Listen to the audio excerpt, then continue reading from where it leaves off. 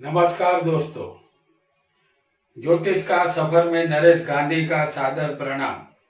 ये हमारा 13वां एपिसोड है जिसका नाम है निसंतान का कारण और उपाय। कहते हैं कि पति पत्नी का संबंध 7 जन्मों का होता है, जबकि हमारे संतान हर जन्मों में बदलते रहते हैं। पिछले जन्मों में अगर हम किसी से कुछ लेना होता है और उसने हमें नहीं चुकाया है तो वह दूसरे जन्म में हमारा बेटा बनकर आता है और हमारी सेवा करके हमारा ऋण चुकता करता है।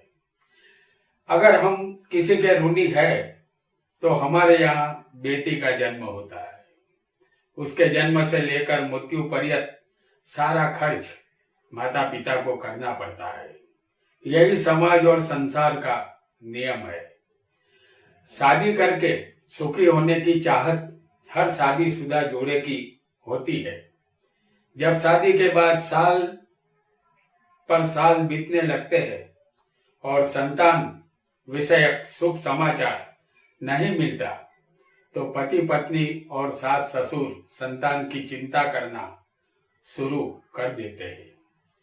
फिर शुरू हो जाता है गायनेकोलॉजिस्ट डॉक्टरों से मिलने का सिलसिला। कुछ और साल के बाद संतान न होने पर बाधा आखड़ी मन्नतें, पवित्र नदियों का स्नान, व्रत उपवास का सिलसिला शुरू कर दिया जाता है। लेकिन नतीजा जब कुछ नहीं निकलता और कुछ साल और बीतने के बाद अब शुरू हो जाते हैं तांत्रिक मांत्रिक भूत भुआ और ज्योतिष के कार्यालय के चक्कर। जब निसंतान दंपति ज्योतिषी के पास जाते हैं तो उनकी कुंडली देखकर ज्योतिषी उनकी कुंडली में बना निसंतान योग बता देता है और जो दोष कुंडली में है उसके उपाय भी बता देता है। परिणाम स्वरूप देर से ही सही लेकिन संतान जरूर होगी। आज हम कुंडली में निसंतान योग कैसे बनता है ये जानेंगे और संतान प्राप्ति के उपाय क्या है इसे भी समझेंगे। आइए जानते हैं कुछ दंपति को माँ बाप बनने में क्यों वर्षों बीत जाते हैं।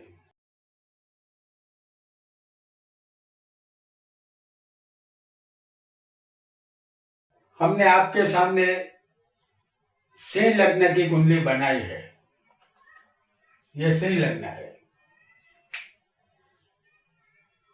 संतान का कारक गुरु है और गुरु ही संतान देते हैं और कोई ग्रह संतान नहीं देता।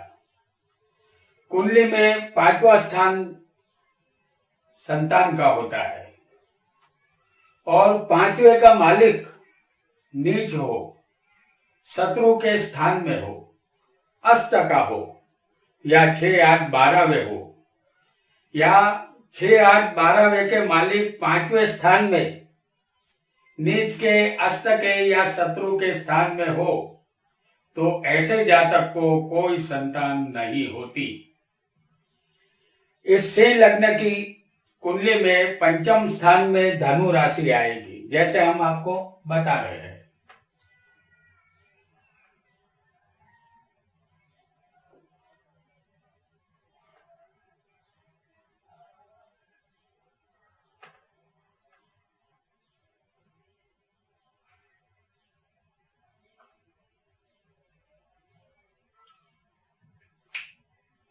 ये सिंह लग्न की कुंडली है और 5वें स्थान में धनु राशि है जिसका मालिक है गुरु। तो गुरु यहां पर हम आपको दिखा रहे हैं मकर राशि में।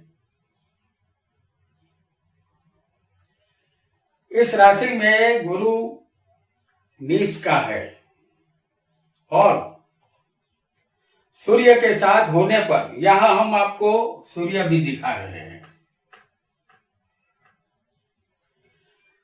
सूर्य के साथ होने पर ये गुरु अष्ट का है। सूर्य के साथ जो भी ग्रह 3 अंश के फर्क में आएगा तो वो अस्त हो जाएगा।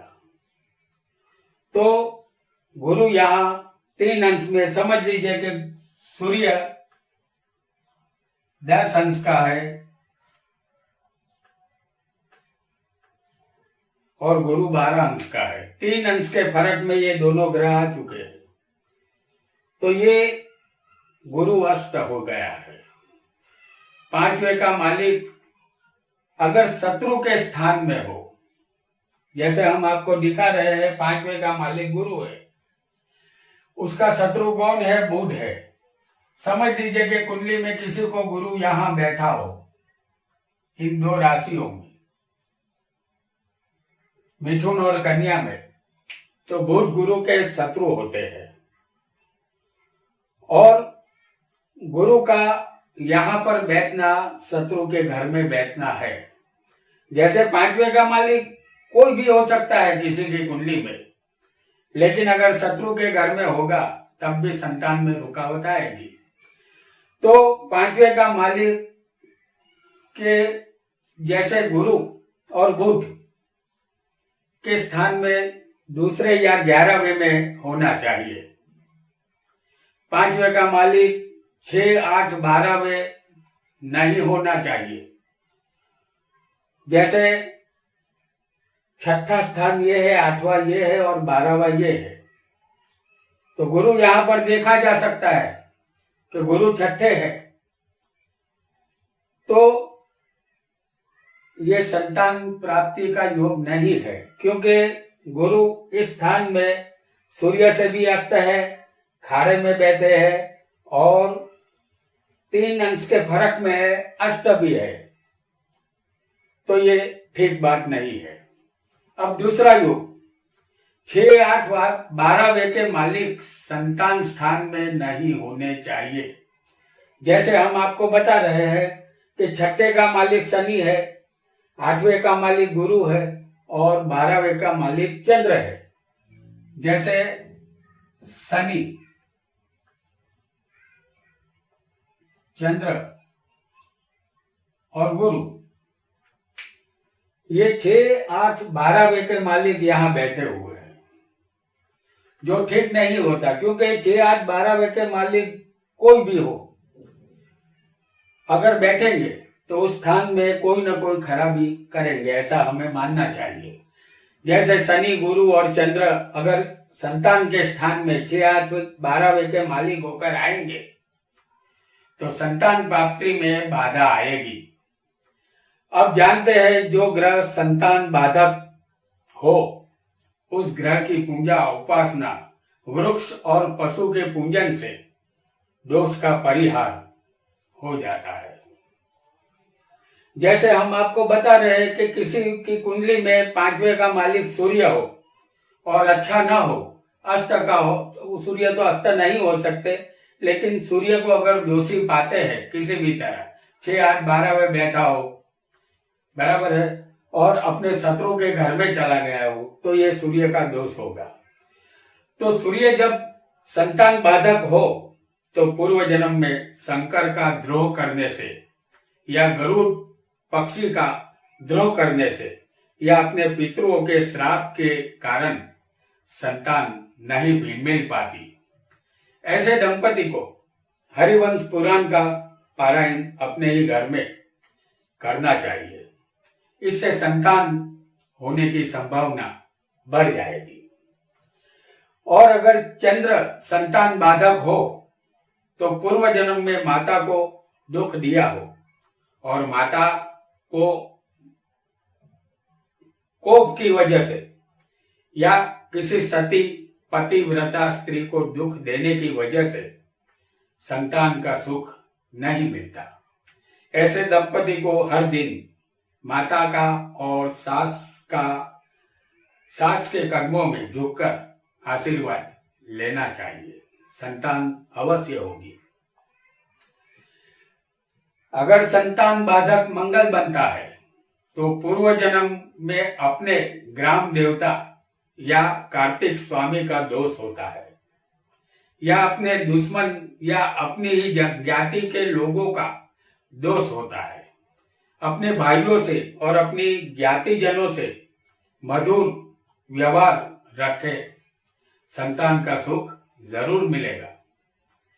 और अगर संतान बाधक बूढ़ हो तो पूर्व जन्म में छोटे बच्चों को मारा पीता हो, उसे खुश न रखा हो, या बिलाल यानी जीव जंतु छोटे पशु का वध किया हो, या विष्णु भगवान के कोप के कारण संतान नहीं होती। यहाँ दुर्गा सप्तशती का पाठ हर रोज करें या अपने ही घर में विष्णु पुराण का पारायण करे, संतान जरूर मिलेगी।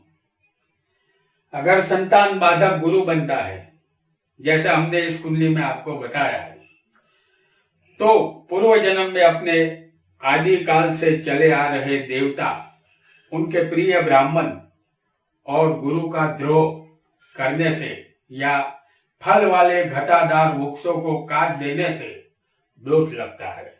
इसके लिए इस जन्म में गलगोटे का पेड़ लगाएं, पीले फल, नींबू या रायन का वृक्षारोपण जरूर करें और ब्राह्मण को दक्षिणा देकर खुश रखें, संतान जरूर मिलेगी। अगर संतान दोष शुक्र का है, संतान बाधक शुक्र बनता हो, तो पूर्व जन्म में फूल वाले वृक्ष काटने से या कोई सती स्त्री के श्राप के कारण या गाय बैल के किसी दोष के कारण संतान नहीं होती, तो इस जन्म में फूल वाले पेड़ का वृक्षारोपण करे, संतान अवश्य होगी। अगर संतान बाधक शनि बनते हैं, तो पूर्व जन्म में पीपल का पेड़ काट देने से या यमराज का दोष लगने से, पिशाच दोष या प्रेत दोष की वजह से संतान नहीं मिलती। इस जन्म में पीपल के पेड़ की सेवा करें, प्रतिदिन पानी चढ़ाए, दोष का नाश होगा, संतान होगी। अगर संतान दोष में राहु बाधक बनता हो, तो पूर्व जन्म में सर्प को मारने से सर्प दोष लगता है, इस वजह से संतान नहीं होती। राहु नाग और नाग महादेव के मंदिर में होता है। हर सोमवार शिवालय आए और दूध पानी में चुटकी काले तिल मिलाए और महादेव पर चढ़ा दे, संतान जरूर होगी। अगर केतु संतान बाधक हो, तो पूर्व जन्म में ब्राह्मण का श्राप लगा होता है, जिसके कारण संतान नहीं होती। इस जन्म में ब्राह्मण को भोजन कराए और दक्षिणा देकर खुश करे, संतान जरूर मिलेगी। तो दोस्तों, आज हमने निसंतान और उनके उपाय जाने। अगर श्रद्धा से ये उपाय करेंगे तो संतान जरूर होगी। आज के लिए इतना ही। आपका बहुत बहुत धन्यवाद।